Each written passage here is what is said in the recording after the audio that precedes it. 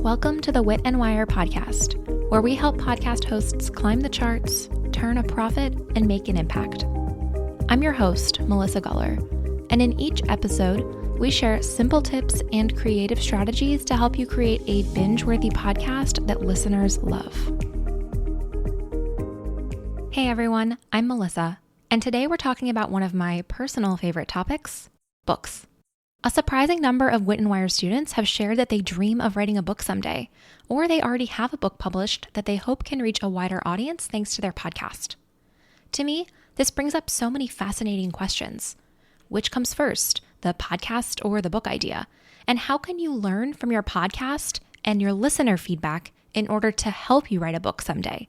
Because truthfully, I think podcasters are uniquely positioned to write a book, and we're going to talk about just a few of those advantages here today.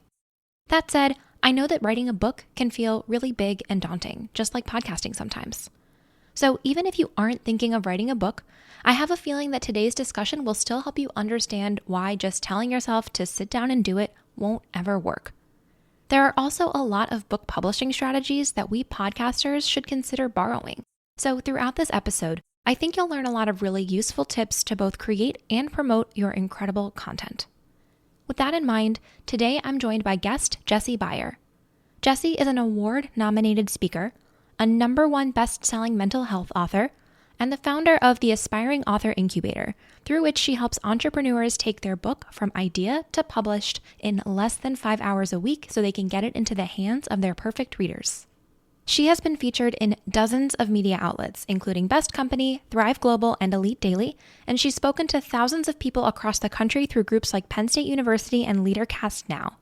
So I'm one of those kids that's been a writer kind of my whole life. I'm pretty sure I annoyed my first grade teacher because I would just have her staple together pages and pages of paper that I could then turn into little books. And I was that kid in high school where most other students are asking for the minimum page count or word count for their essays, and I was asking for the maximum. So I've always been a writer.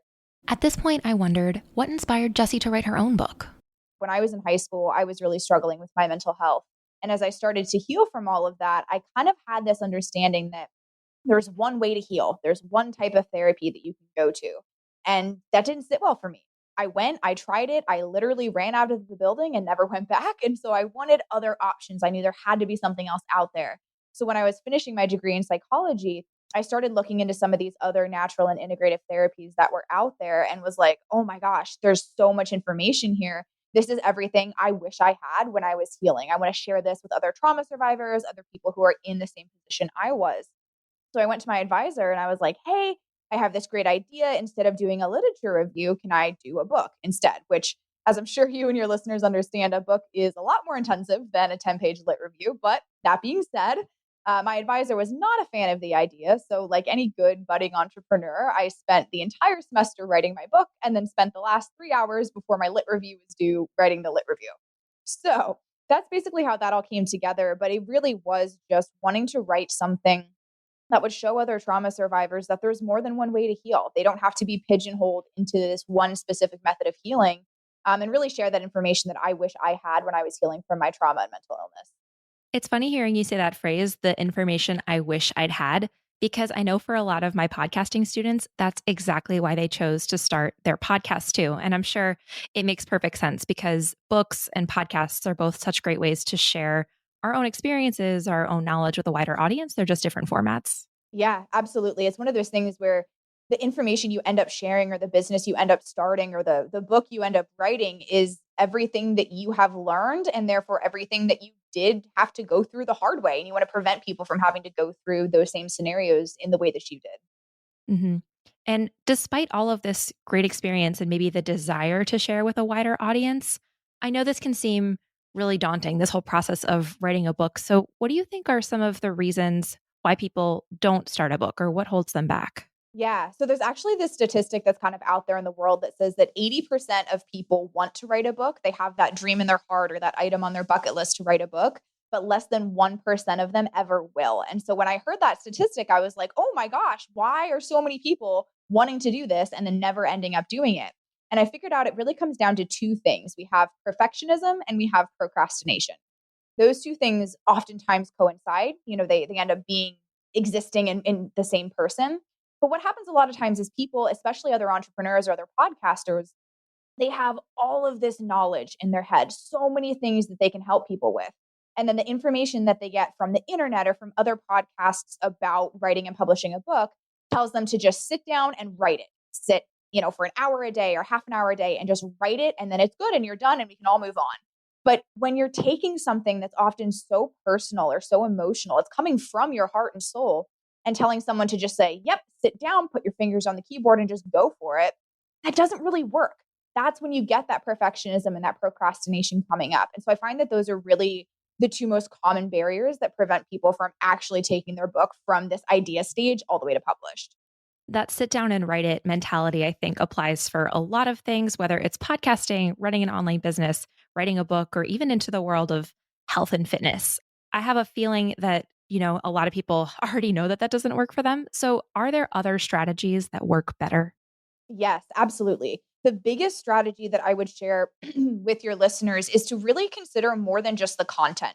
Because when you're telling someone to sit down and write or sit down and start a business or go out and work out and whatever, they probably have an idea of what they want to put in their book, these lessons that they want to share. They want to have this chapter over here and things like that. But what they're not considering is the person who's doing the writing. They're not considering themselves. Every single person is built in such a unique way and has such a different personality and habit structure that telling someone to just, get up an hour earlier, hide in the closet from your kids and sit down and write for an hour, that doesn't work for people. And so what I really encourage aspiring authors to do is take a look at themselves. When do they work best? Maybe it's during the lunch hour. Maybe it's in the evening. How long do they have during the day? Maybe an hour is unrealistic. Maybe they only have 10 minutes a day and they have to really focus on those 10 minutes.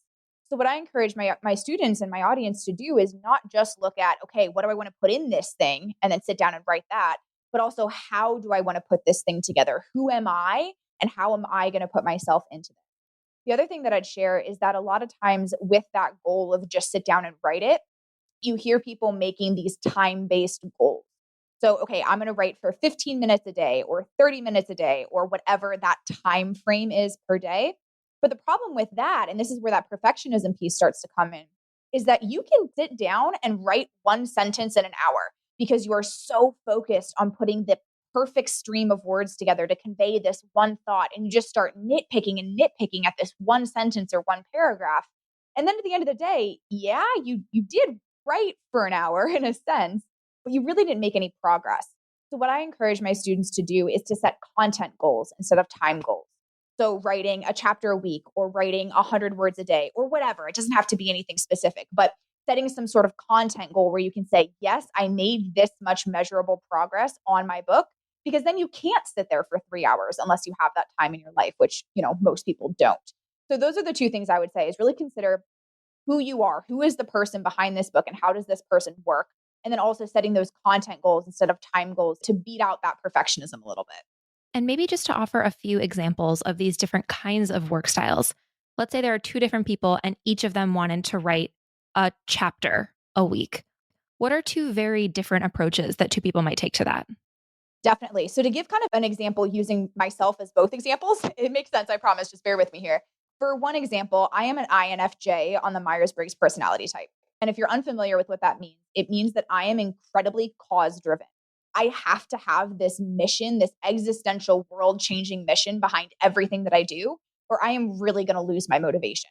So from that perspective, for me to write a chapter or for me to write a book or really any piece of a book, I have to know why I'm writing it. I have to know why every single word that I'm writing is going to make a difference in someone else's life. On the other hand, I'm also an Enneagram 1.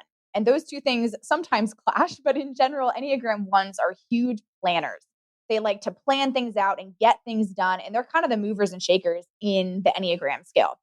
So from that perspective, it's a lot easier for me to say, okay, I'm going to put this hour on my calendar. It's going to be Tuesday at 2 p.m. or whatever time works best for me. And I'm going to sit down and write and knock out this chapter. And I'm just going to do it and I'm just going to get it done. So that right there, even just using myself as an example, those two different personality types, they have very different approaches to writing based on what is important to them and how they're naturally wired to get things done. I think that's really helpful. I know I personally learn well by example, so I appreciate that you used kind of those two different lenses to talk us through that. Yeah, absolutely. And if you guys are curious, the Myers-Briggs test is free to take, as is the Enneagram test. And I have found them to be so, so helpful for me, not just in terms of writing a book and how I like to be an author, but also how I like to be a business owner. And I'd imagine the same would be true for being a podcaster. Yeah, absolutely. And I have links to both of those that I will include in the show notes. And I would love to know if you are tuning in, what is your Myers-Briggs type or your Enneagram type? You can tag me in an Instagram story at Wit Wire. And I think it would be fun to compare and see if there are any trends in the results. Now, what are some of the ways that you think podcasters can use our episodes or our treasure trove of analytics to figure out exactly what to include in our future books? As a podcaster, you already have this information, this feedback from your audience right in front of you through your podcast analytics. So let's say that you have published, 50 episodes of your podcast. You can go back through your podcast analytics and say, okay, I'm seeing a trend here that when I talk about burnout or weightlifting for women or entrepreneurship through publicity or whatever you podcast about, that is your opportunity to say, okay, these specific topics are the things that I need to cover in my book. Now, the strategy that I teach for formatting your book is a 3x3x3 structure. Basically, what that means is that you have three main concepts that people have to take away in order for them to achieve the transformation that your book is promising them. And then underneath that, there are three kind of sub points that further explain that main topic, and then three more supporting arguments under that. This can also kind of equate to 27-ish chapters. You can have 15, you can have 30, whatever, but some number of chapters there. And you can actually directly take your podcast episodes and say, okay, these were the most important ones. These are the most popular ones. This is how I'm kind of going to plug them into this 3x3x3 structure. And then you've essentially just created the outline for your book with your podcast analytics and past podcast episodes. I think that's so smart. And I want to add one thing to the analytics, which is that I sometimes get messages about certain episodes more than others. People will email me, they'll send me DMs. And even if those episodes don't necessarily have the highest download count, I feel like sometimes you just know that a topic really lands because if they go out of their way to say how much it helped them, to me, that counts almost for like 10 times the actual analytics count. Absolutely. And what's really cool about that is if you have those people that are, maybe they've messaged you twice, 2 or 3 times, they're repeated listeners. They are amazing people to bring into your launch team, to bring into your book's world really early on and get some early reviews, get some early supporters from people that are already interested in what you have to teach. Mm-hmm. Yeah, that's a great idea. And before we talk about some of those launch strategies, I wanted to actually go back to your 3x3x3 concept because maybe this is putting you on the spot a little bit, but I feel like you could go one level in and use a 3x3 strategy to create a podcast episode. Do you think that that could work? Absolutely. So the way that I kind of look at it is that the first 3 layers, so your top 3 is kind of the what. It's like, what do people have to get out of this in order for it to be helpful and beneficial? And then beneath that is the why. So why are these the most important things? That's kind of your next layer. And then that final deepest layer is your how. So how do they actually implement that in their lives? And you can absolutely do the same with a podcast interview where you have your main topic. Okay, what are the 3 things they need to understand about getting publicity as an entrepreneur? What are the 3 things they need to understand about losing weight as a woman over 50 or whatever you talk about? And then have a few supporting arguments underneath each that either dive a bit deeper into the why or the how. And that is a fantastic structure for a podcast episode that is not only going to be easy for you to put together, but it's also going to be really easy to consume from a listener's perspective. Mm-hmm. I often teach that the rule of 3 is just this kind of magic thing in the world of psychology and in learning, where for some reason we like that number. I don't know. Have you heard that before too? I have. It's true in linguistics as well. If you think about you're describing something in a sentence. So I'm trying to think of an example off the top of my head, but you could say, I went to the park, had a drink, and then went and got ice cream. But if you said, I went to the park, got a drink, went and had ice cream, and then went mini golfing, it doesn't sound as good as in your brain when there's 4 things or 5 things in a list, as opposed to when there's just 3. For whatever reason, exactly like you said, 3 just flows really, really nicely in the human brain. I mean, all 4 of those things sound great to me, but from a strict structure perspective, yes, there is something magical about it's the Goldilocks number. 2 is too few and 4 is too many. Yep. So if you are thinking about how to structure your next either podcast interview or even a solo episode, even thinking about those three big picture takeaways or maybe the three sections of the interview, I think there's a lot of ways that we can all use that number three to our advantage when we're creating content. Absolutely. And the one thing I will say before all of you perfectionists out there, and I can call you out on that because I'm also a perfectionist, but before all of you guys are like, it has to be three perfect by three, it doesn't. My book, for example, I have three main sections, and then one section has two chapters, one has five. It kind of ends up balancing out. So I don't think this has to be this perfect, rigid rule, but it is a really helpful structure for you to have in mind. So I'm not just saying, okay, take your 10 years of experience in this field and dump it all into a book, because that never really works well. Great point. Well, once somebody has a book, I know that you shared that you have three specific ways to keep this three train going that you can grow your business and your podcast with the book. So I'd love to maybe walk through them, maybe have you start with what is the first one? Definitely. So the first one is using your book as a form of lead generation. There's kind of a couple different ways you can do this. The first of which is actually using your book as the lead magnet, as the opt-in. So you could give away the first three chapters of your book to kind of entice people and bring them into your world, get them excited about the book, and then send them to the book's Amazon page for them to purchase. You could do a bonus chapter or an alternative point of view if you're a fiction writer, or you can actually give away your entire book as this really high quality lead magnet. For example, I'm sure you, Melissa, have downloaded so many checklists and templates and PDFs and freebies and all of these other things that people put out there. And while I'm not saying that those are bad options, if you compare the quality of that to the quality of a full, complete, published, and maybe even best-selling book, the book is going to be a much higher quality lead magnet, which means people are going to be way more excited to take you up on whatever offer you have after they've read your book and you present that next offer to them. The other way that you can use your book as a form of lead generation is using the book as the tool, as kind of the traffic generating tool to point to another opt-in. So by this, I mean, you would have some sort of freebie inside your book that when people download your book or buy your book from Amazon, they can then access that freebie. Unfortunately, what happens when someone does buy a book online from Amazon or from Barnes & Noble or wherever they buy their books, you as the author, you don't get their contact information. They're not technically a customer of yours, they're a customer of Amazon.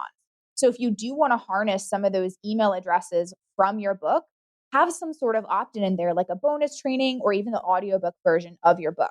The one thing I will say with this is that there's a lot of people out there, especially in kind of the hustlepreneur way of writing a book, that say, okay, you need a bonus chapter or a download with every single training, and they encourage you to just put links everywhere in your book. I don't particularly love that because I don't like reading that type of book. So what I recommend doing if you do want to have some sort of opt-in in your actual book is have one right at the beginning and then mention it again at the end. That still gets those leads, gets those emails for you, but it doesn't overwhelm your reader with all of these links that they have to click on. And before we move into number two, how do you know if the full book should be given away for free versus just a chapter or a section? It really depends on how you want to use your book. So if you wrote a book purely to grow your business and it's kind of a tool in your toolkit, then I would say go ahead and give away the whole book. For me, my book is a book. It's a form of revenue generation. It's a part of the legacy that I want to leave. So I want people to view my book as something incredibly, incredibly valuable. So I only give away the first three chapters or a bonus chapter or something like that. That makes sense. So number one was lead generation. What would be the second way that you could grow your business or your podcast with your book? So there's this magical thing that happens the minute you become a published author. Everyone wants to talk to you. They want to have you on their podcast. They want to have you on their TV show. They want you to guest write for their blog. There isn't, like, I wish I knew why. I wish I could say, oh, it's because of this, that, and the other thing. But the minute you publish a book, your expertise skyrockets, your credibility skyrockets, and your ability to get more press goes up as well. This is another way that you can kind of grow your podcast with this specifically, is that it also means you are a more credible host.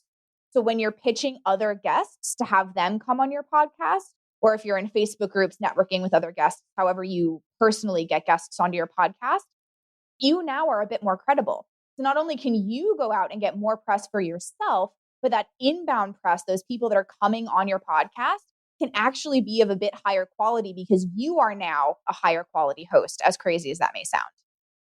No, I think that makes a lot of sense. And I think just worth noting that from the other end of the podcast seat, pitching authors is a really great strategy because they are often really open to publicity. So just to briefly take the other perspective on this for anybody tuning in, authors, I don't know if you've had this experience, Jessi, but like people who have books often want to talk about those books. Yeah, I think anyone who has a book, anyone who has a business, anyone who has anything attached to their name is like, yes, let me talk about this. I will take any sort of publicity I can get. So I definitely agree. Especially when it's first launching. And before we get into more about the launch strategies, I do want to close the loop on our three different strategies to build your business and your podcast or your book. So we covered lead generation, we covered publicity, and what is the third option? The third option is getting more clients. And this kind of ties into the other one as well. But the minute that you become an author, you are more credible, like I said.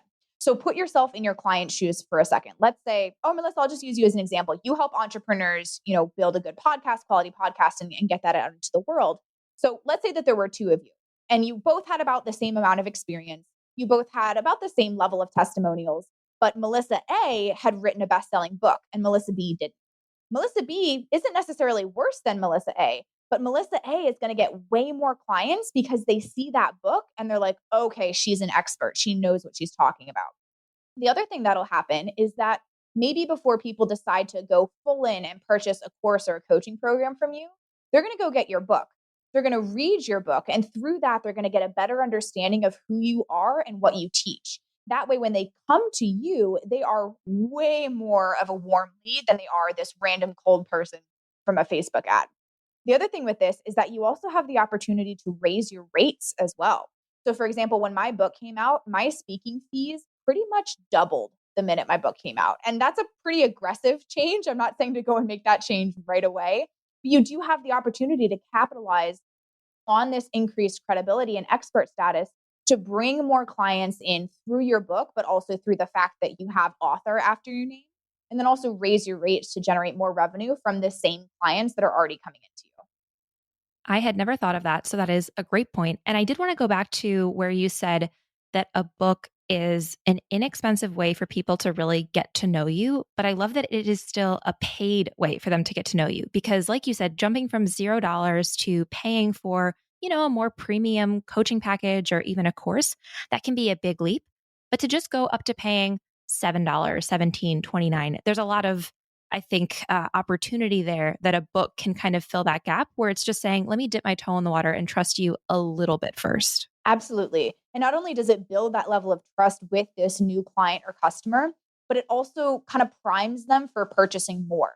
There's this thing in psychology as well, where when you buy something, you actually put money down, you're more likely to do it again and again and again. That's why it's really important to get a customer and keep a customer instead of trying to get more and more and more customers. So basically, to go back to what you were saying, when they buy that book, they put their credit card down, even if it's only for $7 or $10. They are now in the mindset of, okay, I am a client or customer of this person. So when they make me this next higher level offer, assuming the book was a good fit, I'm much more likely from a psychological perspective to say yes to purchasing again. I have heard about this before because this world of psychology fascinates me. But I do think that putting the book in the place of that first small yes is a great idea. I think if people don't have a book yet, even small digital downloads or an ebook, like I know we're talking about book in the traditional, like you're getting something published sense, but people could probably sell something that is very simple that they've created on their own computer, maybe as a first step. You can also have some fun with this too and do either a low ticket funnel or a free plus shipping funnel, but then do it with signed copies of your book. Because not only is it a great product, it's a low ticket product, it brings people in exactly like we were talking about, but people like signed copies of a book. They think it's cool. They'll show it to their friends. They'll leave it on their coffee table. So not only are you getting that small purchase from that person, but you get to have fun signing a bunch of books. And it serves as kind of a business card for you because they are going to show it off to their friends and people that they think could benefit from it as well. That's so interesting because I often think about how podcasting is all digital. You can't touch it. Even trying to show off behind the scenes of a podcast is kind of tricky. It's very virtual. While a book, there's pros and cons, right? Having a physical object to sell means there's more logistics, but then people can actually see it. There's no kind of signature on a podcast. I don't even know what the equivalent would be, but now I'm kind of curious to find one. Yeah, maybe it's some audio intro. But interesting thing based on what you just said and kind of segueing into the launch strategy here is a lot of people think, okay, with this physical product, with this book, I have to do this giant print run of like 5,000 copies. And then I got to sell all of those copies. And that's actually not the case because of what I call, well, not what I call, what everyone calls print on demand platforms, which basically means that when a book is bought, a book is printed. It's a 1-for-1 ratio. So you don't have to do these huge print runs. If someone orders a signed copy of your book, you print a copy of your book, sign it, and ship it. So it's actually a lot less intensive in the world of physical products than other types of physical products or than people may think. That is definitely good to know. And actually, it is similar for podcast merch. I know I just said there's no equivalent of a signature, but if for some reason you are interested in getting mugs or totes or notebooks out into the world with the branding of your business or your podcast, there are similar print on demand opportunities where even if you only sold 5 mugs, you could do that. And it's a little bit more per item, but it's a good way to test that strategy and maybe get things in front of your friends and your podcast listeners' friends so that they can hear about your show. And I will say as well, as an avid podcast listener, if you try to sell me an item of merch that has your podcast name on it, I'm going to be all over it. So that's a great strategy if you're a podcaster, regardless of if you're an author as well. That's awesome. I'm like lightly toying with the idea of having merch for Wit Wire. And so if anybody's listening and you're into that idea, let me know because I'm trying to see if it's worth it. But I'm always trying to try creative things. And that just kind of happens to be one on the forever backlog. So keep me posted.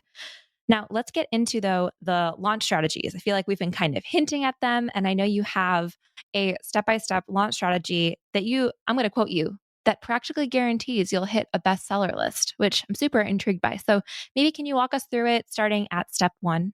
Definitely. So step 1 of this process is deciding which route of publishing you want to go down. You have traditional publishing and self-publishing. There's also, I don't want to get off on a huge tangent here, but there's also hybrid publishers, which are often called vanity publishers. Basically, those are people that want you to pay them a bunch of money in order for them to publish your book. I do not recommend working with them. I think a lot of people in the publishing industry kind of see them as scammy. So that's why you really have 2 main options. You have traditional publishing and self-publishing. To kind of give a quick pro and con overview, with traditional publishing, you sign away all of your rights. So yeah, your name is still on the cover of your book, but it's not actually your book. The publisher has the final say in the cover, the title, the subtitle, the content, all of those things. You may have the opportunity to get an advance, which is a sum of money up front before you actually write and publish the book, but you also earn a smaller percentage of royalties, meaning the commission you get on each copy of your book that's sold. A lot of people also think that with traditional publishers, they do a ton of marketing and PR for you. And that's not really the case. Most of that is still going to fall on your shoulders.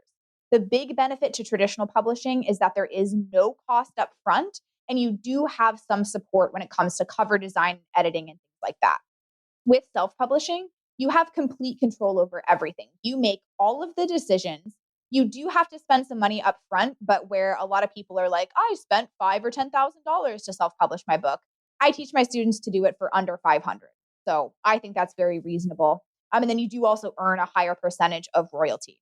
The final pro and con thing that I'll share is that with self-publishing, your book can go live as soon as 72 hours. So it works much faster than traditional publishing, which from start to finish can take usually anywhere from 2 to 3 years. So it's a much more intensive process.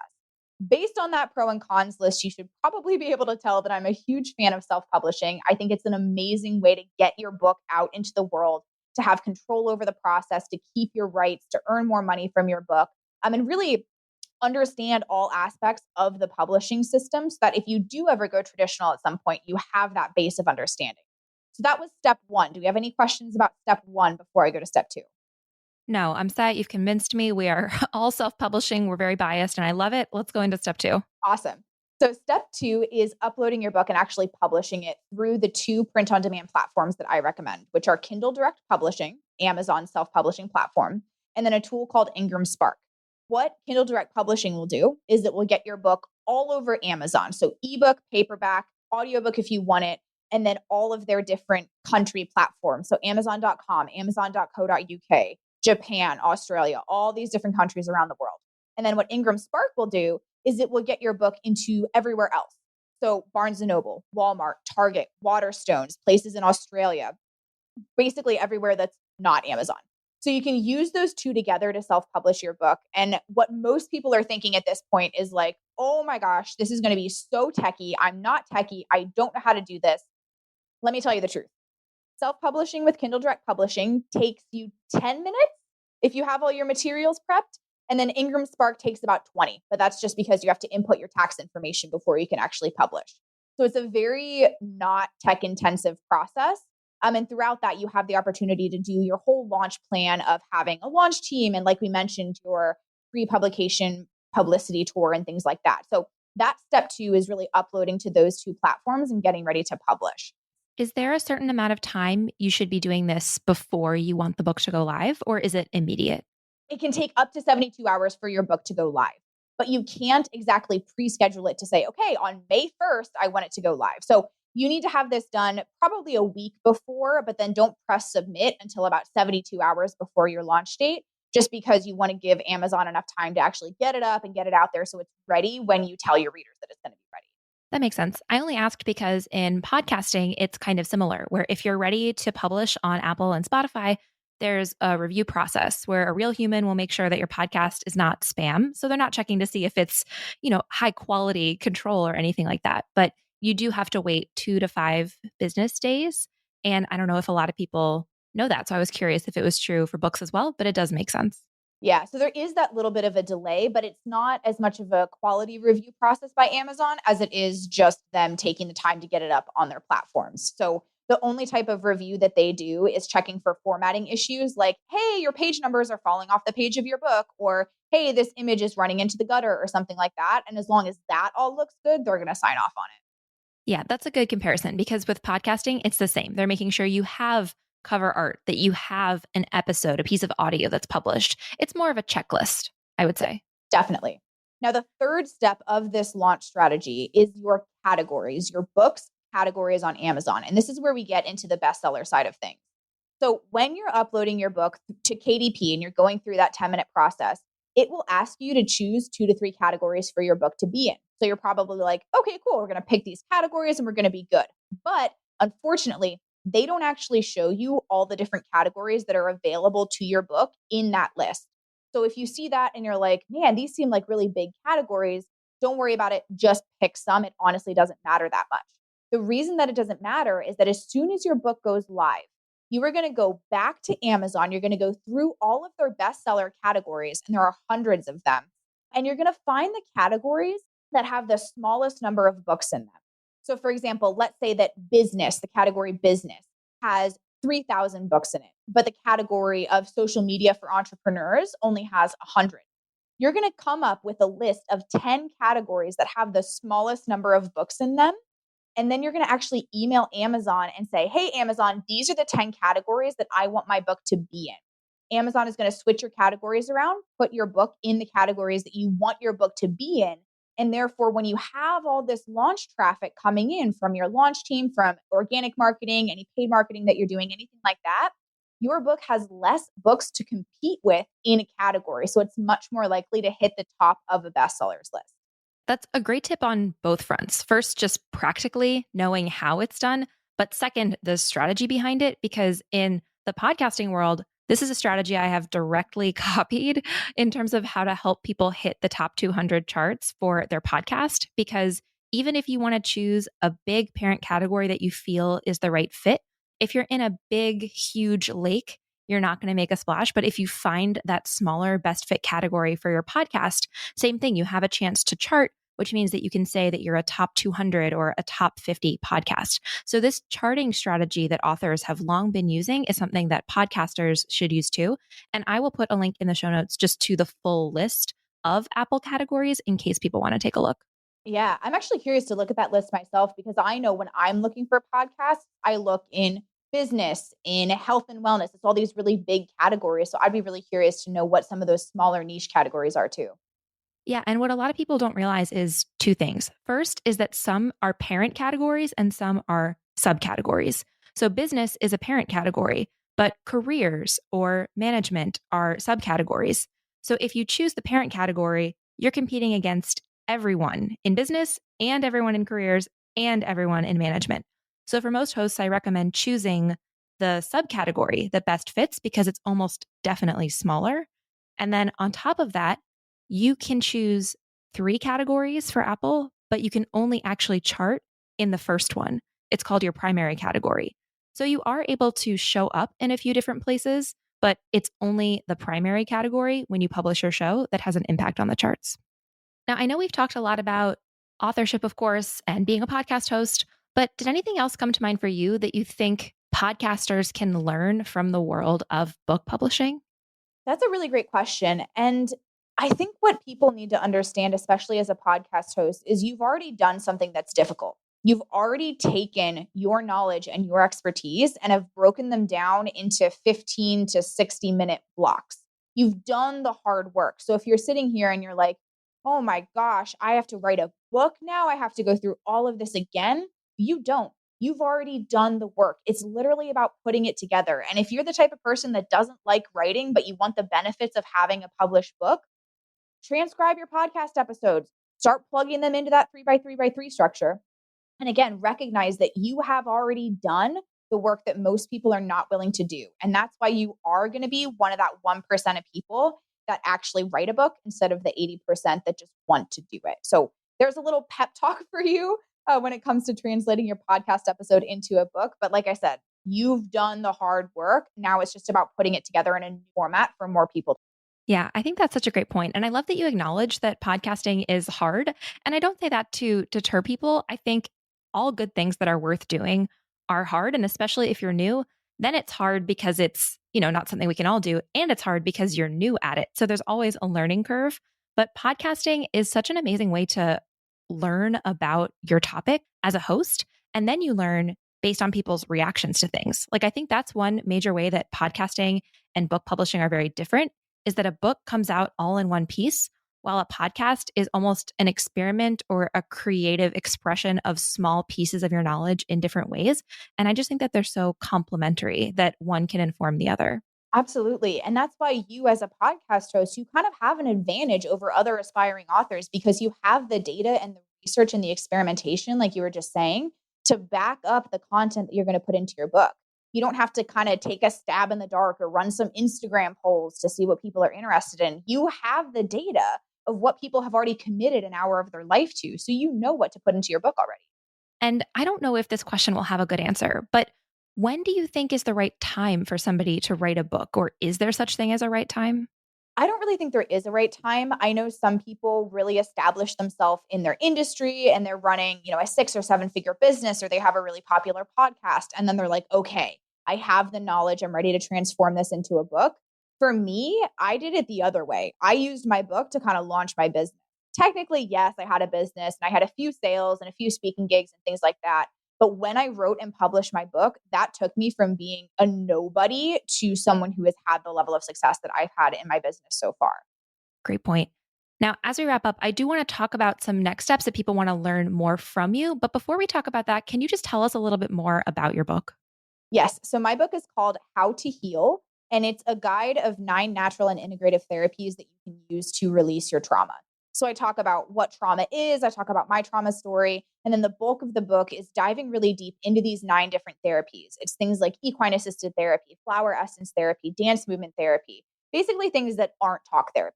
What I think is really cool about my book is I include not only my personal experience, but research, published studies, as well as expert interviews with therapists in these different fields.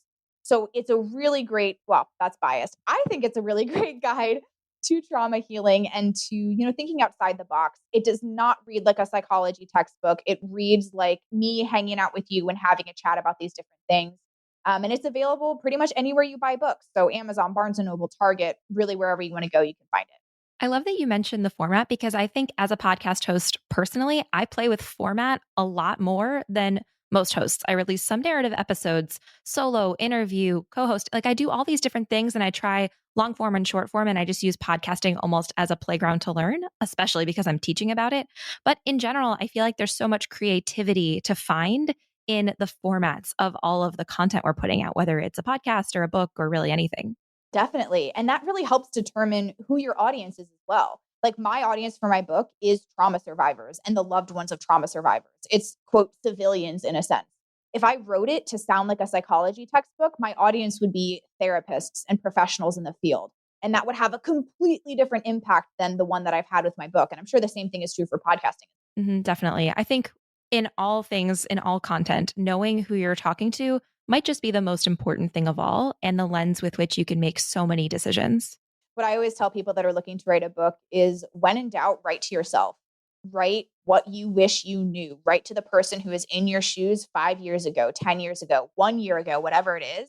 And that is going to take so much of that pressure off of you of like, who is my target audience? Is her name Sarah? How old is she? Yeah, that's important from a marketing perspective, but from a writing and conveying a message perspective, write to you and write to the person you were when you were struggling with whatever you're writing about. Before we go, I would love to share your free workshop with our listeners. So you have a great workshop for entrepreneurs and aspiring authors, which people can see at witandwire.com/Jessi. That's Jessi. Can you tell us a little bit more about it?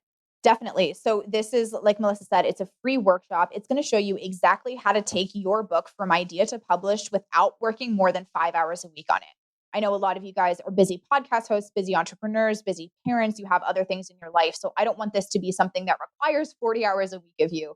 I want to make this a really, really simple and straightforward process. So we're going to cover some things like the biggest mistakes you're making as you're trying to write your book, the perfect launch strategy, the only 4 marketing strategies you're going to need instead of all these different things, as well as how you can take your book from idea to published for less than $500, like I mentioned earlier. So it's really, really value packed. I'm not the type of person that does a lot of fluff or a lot of background story or things like that. So if you're looking for some really great information about writing, publishing, and marketing your first book, this is definitely the workshop for you to check out.